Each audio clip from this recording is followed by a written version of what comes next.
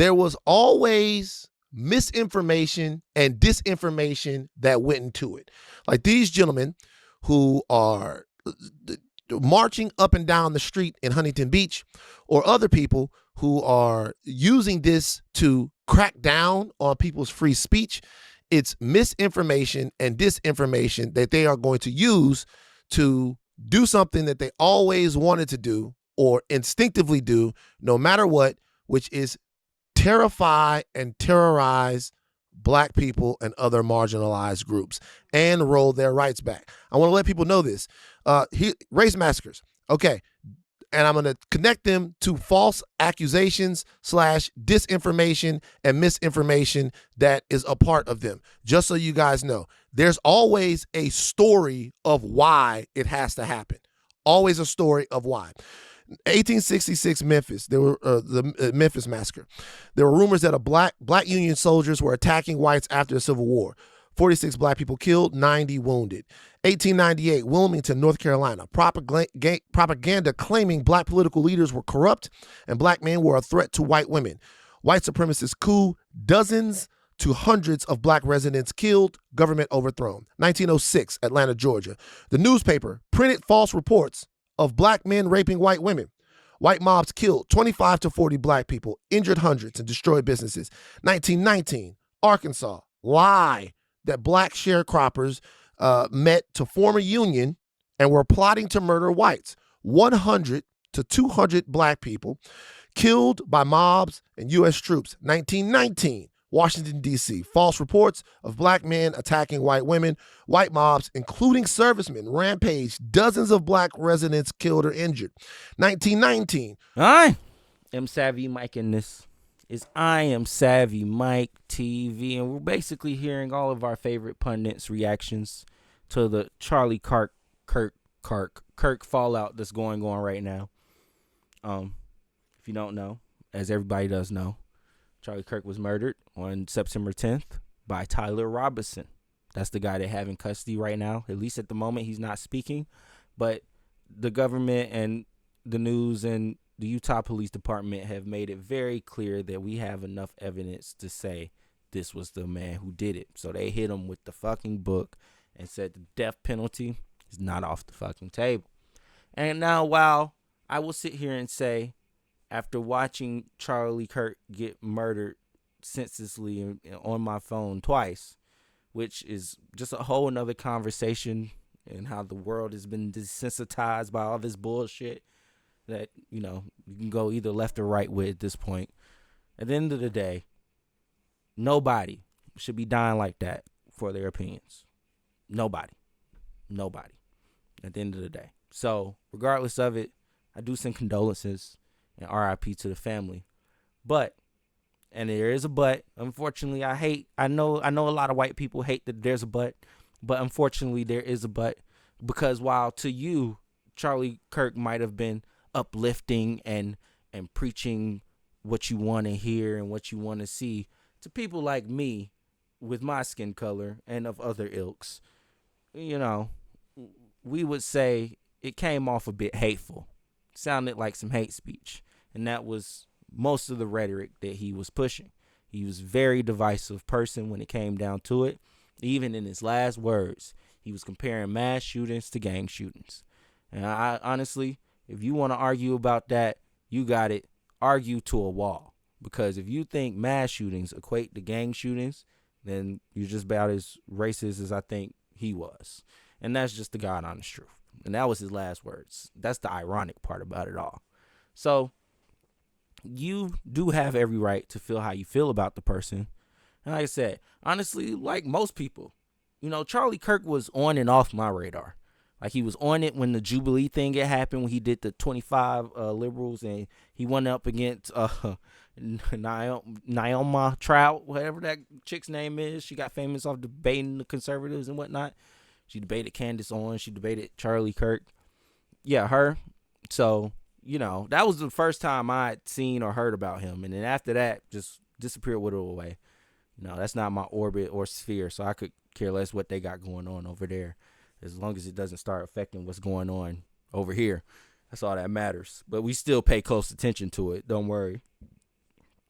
So I always knew this guy was who he was, one of those people that would come out, say some controversial things to get the base riled up. This is who Charlie Kirk is. And it's okay. At the end of the day, we're all human. None of us are perfect. I might think and have opinions that you might not agree with. You might think and have opinions that I probably don't agree with. But at the end of the day, that's just how humans work. I'm not going to kill you over your opinion, so I hope you don't kill me over mine. That's honestly what should be extrapolated from all of this. But unfortunately, the right has made it something political. The left is just trying to defend themselves, saying, hey, this guy was just crazy. He was who he was. Can't pin that on all liberals. Hell, you got a liberal that's cooperating with the cops right now in the roommate, at least. So, we don't want to see violence, at least political violence, within the field. And this guy was acting completely on his own, not because of some liberals charging him up. It's just a lot. It's a lot going on both sides.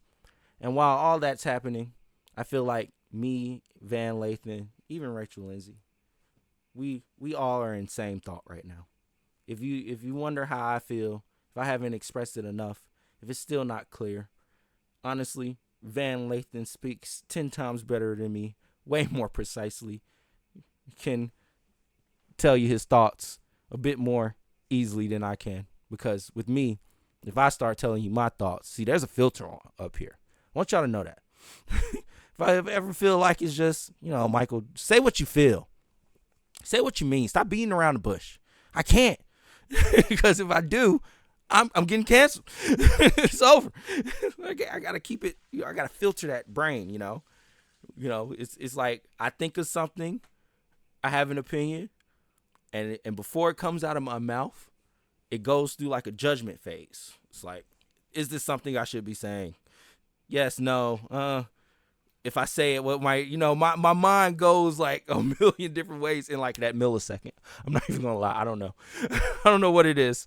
But either way, if you don't understand me, hopefully Van can speak it in a way that I've been thinking about it. Let's listen to what Van Lathan and Rachel Lindsay has to say about the Charlie Kirk situation and the fallout. On Thursday, I don't think the shooter had been apprehended yet when we talked.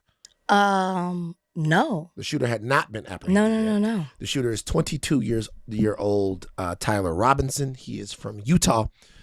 As much as we know about the shooter of Charlie Kirk, there are still things that are being volleyballed around. Very much so, particularly about him. About him. Ideology, why he did this. There seemed to be evidence, or it was positioned as if there were evidence. The media has been putrid on this issue. Putrid. So has the FBI. The FBI has been putrid. So has the governor of Utah. Putrid. The media has been putrid on this in terms of shame on the Wall Street Journal. And to me, and like the way they went about their reporting and all of that stuff, shame on them. But the media has been putrid on this. The governor of Utah did all the Sunday shows yesterday. It's everywhere. And he was talking about what he believed that he knew about Tyler Robinson, about his worldview, about motive as to why he would have done this, and just about Tyler Robinson himself. Did you learn anything? Well, you learned something, but what you have to understand is what we were learning was really based on speculation and assumptions and opinion from the governor of Utah. It was not based on any actual proof, because the reality is that Tyler Robinson is not cooperating with authorities. They don't know his motive. They don't know the reasoning behind what happened. They have a suspect in custody. He will appear in court on Tuesday. And then I think from there, they're hoping that they can learn some more. But right now, this is all gathering of information, of talking to friends, from the little social media behavior that we do know, from talking to family, but nothing from the actual suspect. And so what the governor of Utah is doing is extremely dangerous, because he is going off of what he thinks to be true without actually any proof or evidence. He's going off of what friends or people that have been interviewed are saying. Well, right, but he's cherry picking, right? Because there are also a number of friends, former maybe people who went to school with him, neighbors, who also say that they didn't see anything like this from him. They didn't think that he was capable of doing something like this. They knew him as a quiet, intellectual person. So, I'm not saying one's true or the other. What I'm saying is that when he is presenting this to the media as he is doing his tour, he is cherry picking what it is that he is presenting to fit a particular narrative.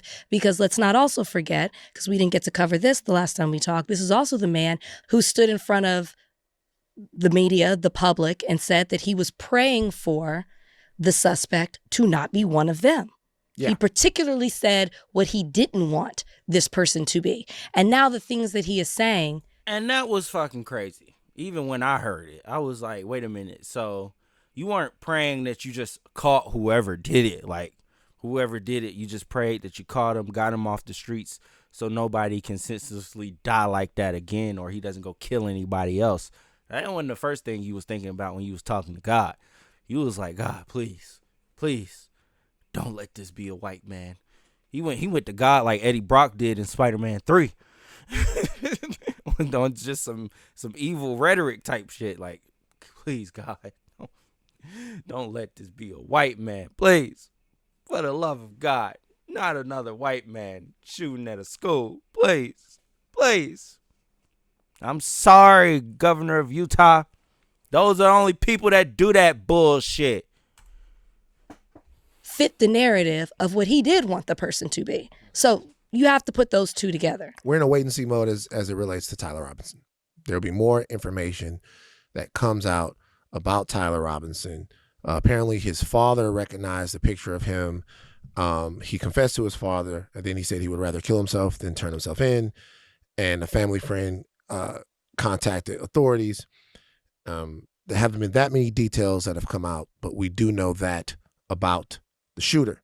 Kash Patel and the FBI have come under scrutiny because it looks like they completely bungled the response to this. They have a clue what the fuck they were doing. And without the confession and the turning in of Tyler Robinson himself, who knows when they would have caught up to him or caught him or whatever that's going on. There's also been a cultural response to this. We have seen across sports and some in pop culture, memorials for Charlie Kirk. Sports teams, memorials for Charlie Kirk. Flags flying at half staff. All that type of stuff.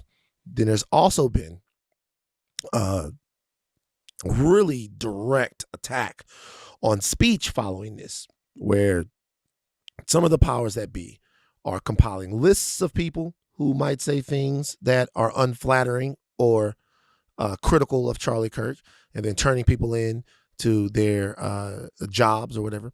And we're seeing people specifically saying we are going to crack down on speech that criticizes Charlie Kirk, or could be seen as celebrating his death. Yeah, I mean, I don't know what I was expecting when we did our podcast and, it was released and then put certain clips on social media. I think I kind of thought that I had cleansed my audience after the Chris Harrison situation, and there was never a question after that to where I stood or who I am, or even just being a part of higher learning of what it is that I represent. So I shouldn't have been shocked, I guess, at the cultural response or whatever you want to call it to me expressing my thoughts about the situation. But yet there was. Even more than what I talked about the last podcast of what people were demanding. It was what people were demanding, people calling me, they were calling me out of my name before, but calling me saying that I wasn't really a Christian. How dare I present myself to be, saying that I wasn't being sympathetic, because we don't use the word empathetic, apparently. And we can get into that. But who? What happened? Well, the clip that I posted on my social media was about empathy and Charlie Kirk's quote, and about him saying that he doesn't believe in empathy. And I called it subjective empathy and even selective empathy. And you and I had a detailed conversation on that. And a lot of people were in my comments saying, how dare you? You're part of the problem. You're cherry picking. If you're going to use his quote, use the entire quote. And I'm paraphrasing here, but the entire quote was that he didn't believe in empathy. He believed in sympathy. And I still stand by everything that I said. Right? And they're like, he said he didn't believe in empathy because he said it had been politicized or something like that, but he believed in sympathy. So how dare you make him seem like he's this evil person because he didn't have empathy? I still stand by those same things. I think it's interesting when you don't want to recognize what empathy is, but you do want to recognize sympathy. Sympathy requires you to feel sorry for something or some person, and it allows you to have pity for them. That is totally different from empathy. Empathy goes to another level. It requires something deeper, something more compassionate, some more understanding. Sympathy, yeah, you feel sorry and you pity, but of course, I believe he agreed in that, because he said that the people who say things that we stand for on this podcast, or, who complain about certain things, he said we had victimhood culture, and he pitied us for that. There is a difference. To have empathy goes the extra mile. It is something Christ-like or Jesus Christ would do, since, Charlie Kirk said he was a Christian. That's another level. It's deeper than that. And he didn't want to have that or want to encourage people to have that so he could further his agenda and his beliefs. I think it's very important for people to remember that, yes, maybe Charlie Kirk grew up as a Christian, but when Charlie Kirk started his turning point and the agenda that he was pushing, he did not place politics and religion together. Matter of fact, he argued that they should be separate. He argued for the separation of church and state. He felt like religion had no place in politics. He did what you see several people doing now on the far right. He saw the benefit in combining the two and playing into a cult-like culture. And when you put those two together, and then you're able to use Christianity as, I guess, your weapon and hide behind it to further your agenda, mixing politics and religion is a very powerful force. You saw Trump do that. You see other politicians do that as well. And so I think it's important to remember he didn't always have this. He saw the benefit in doing it, and look at where we are right now. People are, as we said last podcast, whitewashing the things that he believed in order to further their agenda, to politicize their agenda, to hide under Christianity, because they were trying to push something else forward. So I got a little off in what it is that I was trying to say, but I think all that kind of plays into the response that I'm seeing people have in regards to Charlie Kirk, and not allowing people to say, hey, I do condemn political violence and gun violence. I do condemn the public killing in a gruesome way, but I'm also not going to ignore that the rhetoric and the actions that someone had that were harmful to me and so many other people of marginalized groups because he was a Christian. To Rachel's followers, who you seem to be in a battle with, Yeah. Say it louder, Rachel. They're still there. Yeah, to Rachel's followers, this is the difference between sympathy and empathy, as far as I'm concerned. Sympathy is feeling bad for someone when something bad happens to them. Empathy is not wanting something bad to happen to them. Empathy is saying, I look at your situation and I connect myself to your situation. So the way that you are feeling, nothing bad has happened, but I empathize with you as a person. So something bad happening to you would feel like something bad happening to me. So because I recognize that you're in that position, let's talk about how something bad doesn't happen to, keyword here, us. Empathy is us. Okay? It's a unifying feeling of common humanism. That's what it is. So if you are saying, I sympathize with someone, but I can't empathize with them, you're saying, I feel bad for the losers. Like, there are two teams, and the two teams are, competing. You lose, I feel bad for you. If there is empathy, there is one team. There's one team, the human being team. And that means what you feel, I feel, and in that creates solidarity. I hope that helps you guys, because the reality of the situation is it's a completely different thing. Yeah. So I don't know why you guys are following Rachel and giving her so much grief, but it's a totally different thing. It's a totally different thing. The reaction to Charlie Kirk, and I would have to agree with that as well. How I see it is kind of how Amanda Seales said it. At the end of the day, in order for me to empathize with you, I have to agree with who you are. Like, I have to see myself in you to go, hey, yeah, I feel empathy for you because I know who you are. We can relate. I feel like if I was you, I would, like, we could be in each other's shoes. Like, so I empathize with somebody overdosing. I empathize because I understand the struggle that got them there. I understand what they had to go through. Like Amanda Seales, life is hard. Like, that's what she said. She was like, life is hard. And she was right. Like, that shit is hard. So I get it. So I can empathize with somebody because life is hard. I can't empathize with somebody who has white privilege. I can't empathize with somebody who's been given everything they wanted all their life. I can't empathize with that person at all.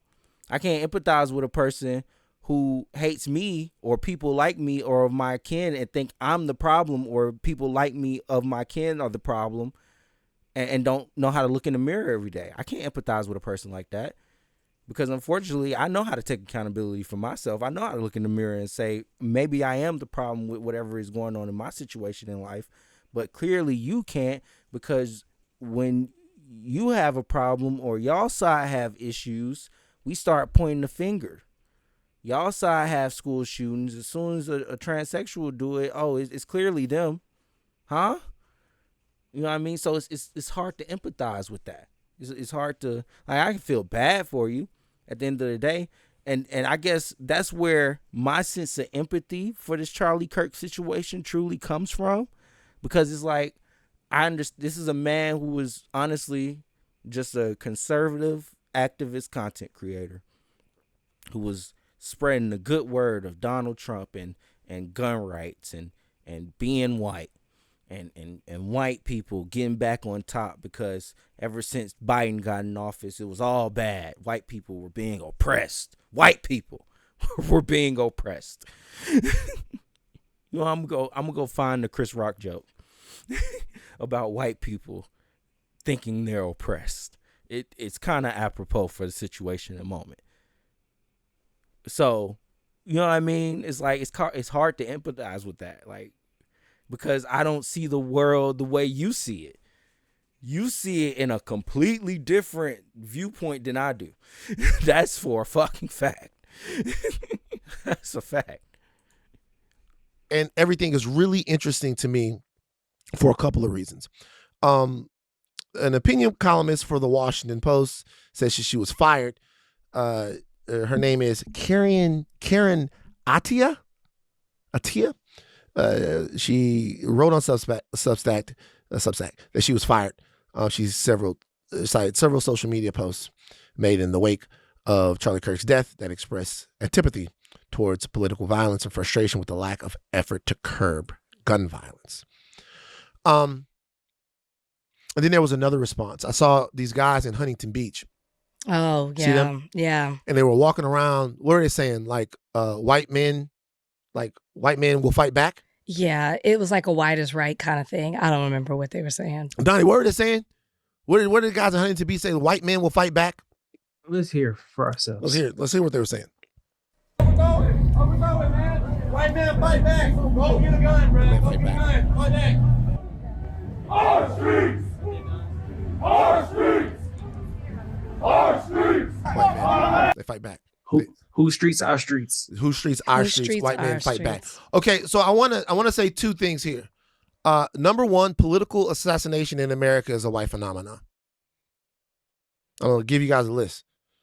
Abraham Lincoln, James Garfield, William McKinley, Franklin Delano Roosevelt. That's attempted. John F. Kennedy, Malcolm X, Martin Luther King Jr., Robert F. Kennedy, Harvey Milk, John Lennon, Ronald Reagan, Gianni Versace, Gabby Gifford. If you look at all of these are the people who commit those assassinations. John Wilkes Booth, Charles Guiteau, Leon Choguez, that's what he said. It wasn't. Yeah, I remember him. Harry Archard, Giuseppe Zangara, Lee Harvey Oswald. Members of the Nation of Islam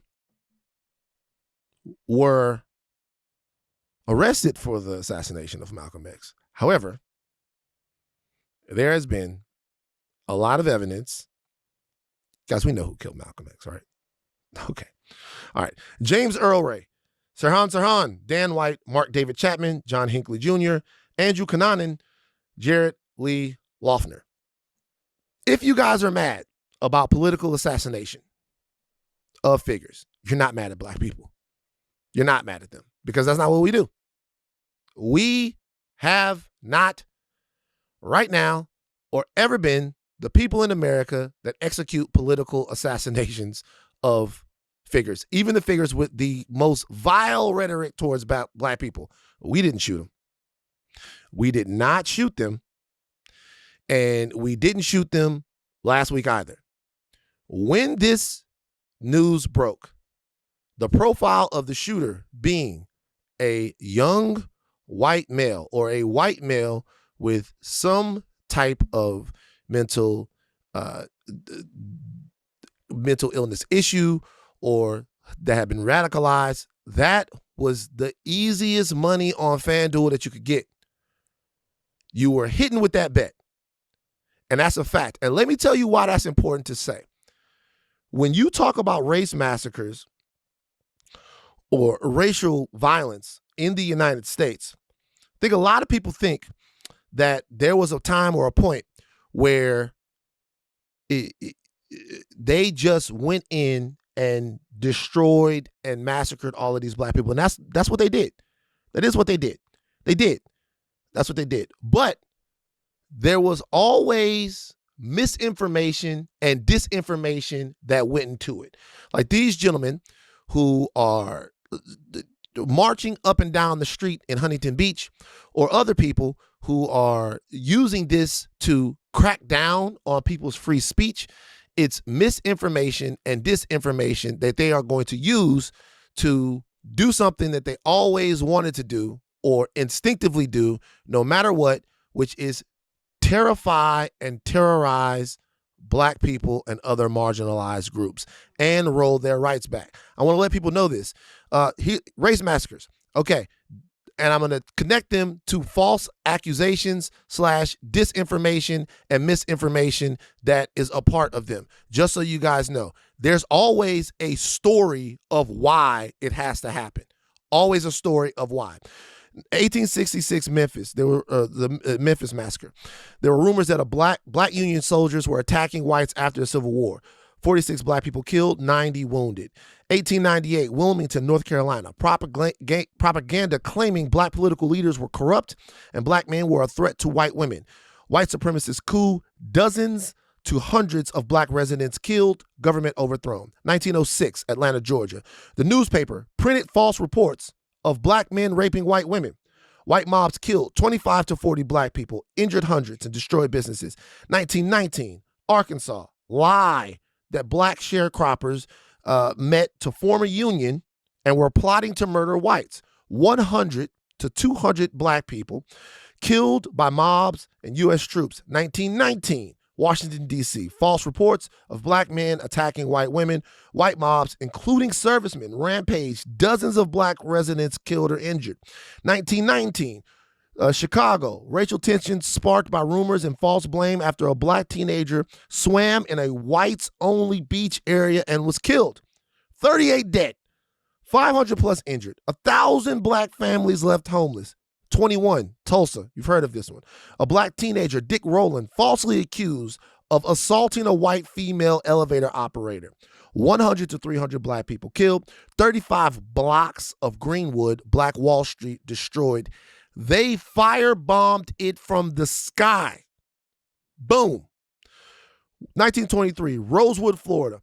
White woman falsely accused a black man of assaulting her. They killed up a bunch of black people. What I'm telling you is the reason why it is important that the information on this is accurate and that the culture of this is properly contextualized is because the misinformation and the disinformation will be used to do two things. Number one, it will give these guys like the guys in Huntington Beach who already have the want and the need to rampage through the streets and hurt black people, a reason to do so, and they will use that reason. Another thing that will happen is, because of this, there will be a power grab by people who already wanted to sideline your speech. They already wanted to tell you what you couldn't say. They already wanted to be able to manicure your speech, and they had already been doing it. They have been manicuring your speech and trying to get you kicked out of school if you didn't agree with what Israel is doing. They have been manicuring your speech and trying to get you kicked out of school if you were talking about the historical conditions of black people vis-a-vis CRT. They've been manicuring speech by getting rid of black professors and other people at all of these institutions that were looking into and culturally contextualizing black people's place. They'd already been manicuring speech. They have been manicuring speech. They've been manicuring thought. So what happened last week? And a political assassination, something that black people, black culture in this country has never been connected to, ever. For that to be used to inspire retribution from white people, white groups, is laughable. Now, this isn't me saying, hey, man, we didn't do it. It's me telling you that we see this. We see you. We see it. Question is, what now? And that's the part of it, to be honest with you guys, I'm not quite sure about. The question is, what now? The question is, what now? The playbook is coming. The elected leaders, everybody is a part of this. What's going to happen now is actually talking about who Charlie Kirk was, his ideas, his rhetoric, and all of that stuff. That's going to be revolutionary action, because we cannot have it right now where someone that we had this type of fundamental tension with. I'm not talking about disagreeing. If you say that black women, prominent black women, aren't smart enough, we don't have a disagreement. That's not what that is. It's not a disagreement. We don't disagree. I'm not fucking disagreeing with you on whether fucking Ketanji Brown Jackson is smart. I'm not disagreeing with you on that. That's not a disagreement. We're not having a disagreement. That's not what we're doing. I'm telling you, you're fucking wrong is what we're doing. And you were wrong last week before it happened to you, and you're fucking wrong this week now that you're gone. And that's it. Ain't no more to it. No way around it. That's what's happening. So everybody be brave. Everybody be in solidarity. And everybody being together, because I'm not fucking getting lied to this time. Fuck all that. Fuck it. We gonna tell the truth, and we gonna live in the truth, and we gonna continue to tell the truth no matter whose fucking feelings get hurt. Because you don't give a fuck about our feelings when the shit happens. You only fucking care. Nigga gets shot fucking carrying Skittles with a hoodie. You don't give a fuck about how we feel about that. Nigga get a fucking knee on his neck for 8 minutes and 41 seconds. You wasn't part of the killer. You don't give a fuck about that. I don't fucking care. Fuck it now. How about that? Fuck it. Yeah. When you talk about, and look, Van was on 10 there. I'm not gonna lie, I ain't never seen Van that mad, but he has a point. Like, when we have to hear the things that we have to hear about the people that have died to the hands of police officers, to this, that, and the third, and we just gotta hear it. We just gotta be okay with it. We gotta be desensitized to it. Don't come running at us to when one of your white angels die, and he was really out here preaching hatred and horrible rhetoric towards people. Like, what are we doing? Like, yeah, rest in peace, condolences. Nobody should be dying over their opinions. But I felt bad that day and the next. I'll say the next day. After that, it was like, after I done heard so much about what this guy had been saying, listened to all the clips, went and did my deep dive and research on my own, like, right. Only way for racism to really be done with is for it to die out. What you want from me. So I would have to agree with Van here. I'm sorry. It's interesting. Not interesting. I mean, everything you're saying is right. And that's that's one of the many problems in what's happening right now in the way people are looking at Charlie Kirk, because everybody wants to say he was just a debater. He was just a debater. Not everybody, but the people who are pro Charlie Kirk are like, he was just a debater and he opened up conversation for everybody to talk to. No, that's not what he was. It was everything that Van was just saying. That's not what he was. It was hateful. It was racist. It was misogynistic. It was xenophobic. It was homophobic. It was all these things. It wasn't just that. And not only was he not just a debater, he wasn't somebody who just challenged ideas and thought. This is a person who was fully infiltrated with the Trump administration in his inner circle and was aligning these thoughts, this agenda, this rhetoric with politics. The two are not separate. He was not somebody just on the internet talking. He was infiltrated into the government. We were actually seeing the things that he wanted placed into policy. Those thoughts, those beliefs are in policy and are continue to go further. And continue to move further. And what you were saying about the question is like, where do we go from here and stuff? It's really interesting for the people who are just saying he was a good person and he was a Christian. You were doing exactly what biblically you're not supposed to. You are idolizing a person instead of wondering how we got here. If you really have this love for Charlie Kirk, you should be outraged that something like this can happen in our country. That's where your anger should be directed, not at a person who doesn't feel the same way about Charlie Kirk as you. You should be outraged that your beloved person was able to be killed in this country in this way. And instead of wondering how we got here and looking at the problem with social media and how it's not really social, instead of looking at mental health issues, instead of looking at gun violence in this country, instead of looking at political violence in this country, instead of even looking at the male loneliness epidemic, you're not looking at those things. You're going after particular certain people who don't love him in the way that you did. And this is also what our government should be addressing. If the government loved Charlie Kirk in the way that they are portraying themselves to be, that's what they should be focused on. They should be focused on policy that combats all the things that I just named. But instead, what are they doing? They are enjoying this because it is going to further divide this country and further embolden people to get the things that they want to happen in this society. J.D. Vance should be working on policy, not hosting Charlie Kirk's show today.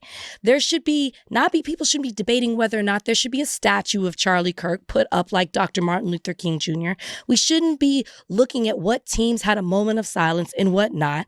There shouldn't be a hit list of people using free speech to voice their the way that they felt about Charlie Kirk and the things that he did that were problematic to them as beings in this society. That's not what we should be doing. And instead, it is. So if you really cared about Charlie Kirk and his message of Christianity, you would be concerned about how your beloved person was able to be killed in a public way in this country. I'm not going to celebrate the death of Charlie Kirk, and I'll tell you why I'm not going to celebrate it. No, we're not doing that. I'll tell you why I'm not going to celebrate it. All right, I want to tell you guys something real quick. Talk to you guys. I started using the N-word. We're going to talk about. You've already used it. Eric Alexander later on. Wow, I shouldn't do that. She already taught us. I'll tell you guys why I'm not going to celebrate the death of Charlie Kirk. 2 reasons. 1, I told you guys already. You guys can live with it or not. Image was terrible. Image was terrible. I saw it and I was, oh my God, that's terrible. Image was terrible. This is who I am. Human person, not celebrating that. Image was terrible. I'll tell you something else. There's another reason why. A more direct reason why. We've seen terrible things happen when there's like a terrorist attack or something like that. But then there's something that happens right after the terrorist attack. Normally. Is the group responsible for it does what, Donnie? Make an announcement. They take responsibility for it. Why? People might be asking, why does the group take responsibility for it? Lots of different reasons. One reason is because whatever conversation that they hope to start with the terrorist attack, they want to know who's starting that conversation. Two is that there are many terrorist organizations, and they want people to know who did it because they might think somebody else did. Three, for politics, for branding, all of that stuff. Also down the line, there is wanting to make sure that people understand who did it because of the ramifications of the terrorist attack, where it's going to go, where the resources are going to go in retaliation from whatever group is going to retaliate. Why am I talking about this? I'm talking about this because I personally think celebrating his death is taking energetic responsibility for something that we don't do and didn't have anything to do with. I'm not taking any energetic responsibility for that. I didn't do that. Culturally, we didn't do that. We don't really do that. So I'm not taking responsibility for that. I'm not taking responsibility for it. It had nothing to do with it. Okay? That's a fact. That's true. However, in the wake of all the deaths that we just talked about, whomever it is, Mike Brown, Trayvon Martin, Sandra Bland, George Floyd, do you know what happened? There was an investigation into the lives of these human beings that were murdered by the state, or murdered by people that were gone crazy with their privilege and supremacy. And these people went through these people's lives and tried to tell us every wrong thing that they did. There's a reason why they did that. They did it because what they were trying to say is no big deal. No big deal. We're better off. This guy is the guy that might have robbed you. This is the person that might have grown up to become something terrible. Look at the mistake that they made that cost them their lives. I'm not even saying that in this. What I'm saying is I am going to be honest and will continue to be honest about things that this gentleman said. Non-negotiable. I'm going to be honest about them. And I'm going to be honest about the fact that people say things like this all the time, and we are forced to contend with these things as just political ideas. It's just a political idea that if your pilot is black, your plane might crash. It's just a political idea. It's not an idea that actually reinforces the religion of white male orthodoxy in this country, which is the operating system of American supremacy. It's not actually an idea that means, hey, you know what? If a black person is doing anything anywhere, that means you're less safe. If a black person is exalted or elected, that means that there's dysfunction. It's not saying that the only people that are capable of running this country are the straight white males that begrudgingly took your chains off. I'm not doing it. I'm too old. I've lost too many. It's not happening. So we're going to talk like people that have empathy, like people that care about the human condition, but we are not going to be willfully dumb for the sake of your fucking society. We're not going to pretend like we don't know. We're not doing that here. And I hope to God that wherever you are, however you are listening, that you don't do it either. But I'm telling you, they will come for you. They've always wanted to control what you've said. They've always wanted to monitor and press buttons to get you to do what they wanted you to do. The algorithm is part of that. We're not even talking about that. We're not even talking about the fact that the algorithm that has now infected our brains is making us look at this as actually not a person that was killed, but a meme. That's what I'm saying. Shout out Social to media. shout out to Saga and Crystal on Breaking Points. I love Breaking Points, by the way, who just talked about the fact that we're memeing each other. We're memed up. So now we have to, all of that. But the base understanding that I'm trying to get to people is now, once again, the truth in this situation will become a revolutionary act. You do not have to like what Charlie Kirk said to be a good person. Say again, you do not have to like what Charlie Kirk said to be a good person. Say again, you do not have to like or condone what Charlie Kirk said when he was alive to be a good person. That's it. But might cost you your job. And the fact that it can is the conversation that we're having. Mm-hmm. The fact that it can is what we're talking about. The fact that that telling the truth about someone who had said these types of things, that could cost you your job is why we feel the way that we feel. That's the reason why. Because we know, man. We know. The most frustrating thing is y'all think we don't know. We know. We know. We know. Okay. We know. I feel like, yeah, he was about done there. End of the day, look, feel how you want to feel. Say what you want to say. I'm not saying you don't have any right to feel what you want to feel. I'm not saying you don't have any right to say what you want to say about this whole Charlie Kirk situation. It's a lot going on here. It's a lot still developing at the end of the day. Still a lot of hot takes being spewed around. And regardless of it, nobody should be dying over their hot takes and opinions, whether they be factual or not. And at the end of the day, you have every right to not condone who this person was, even though you got white people trying to tell you he was like Martin Luther King Jr. and Malcolm X, and this is that and the third. And that is far from the case. While those figures that I just brought up preached togetherness, well, you know, Malcolm X was Malcolm X. But at the end of the day, Martin Luther King, he definitely preached togetherness and everybody coming together. And that's the real message that the world heard. And it got heard well. Change happened, things happened, even in him passing away. But that is somebody you hold to high regard. I mean, he got a holiday for a reason.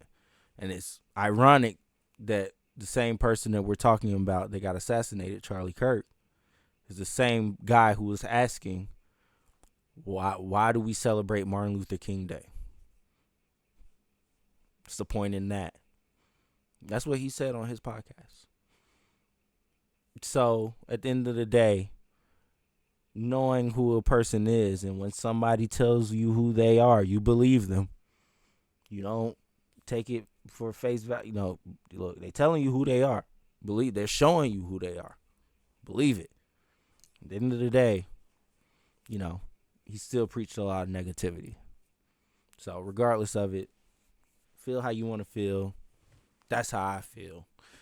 I kind of agree with everything Van and Rachel Lindsay said here. Shout out to them at Higher Learning. Let me know what you think in the comments below. As always, I am Savvy Mike in this. I am Savvy Mike TV. Peace.